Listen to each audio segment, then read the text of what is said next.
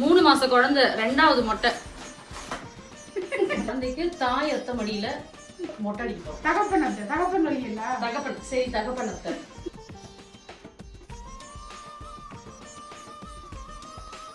மூணு மாச குழந்தை எவ்வளவு சமத்தா மொட்டை காமிக்குது. என்ன சும்மா எப்ப பாரு தாய் மாமன் அத்தைக்கு உரிமை இல்லையா? ஆமா கேக்குறாங்க பதில் சொல்லுங்க. தாய் மாமான்ட்டு அத்தைக்கு உரிமை இல்ல, உரிமை இல்லையா?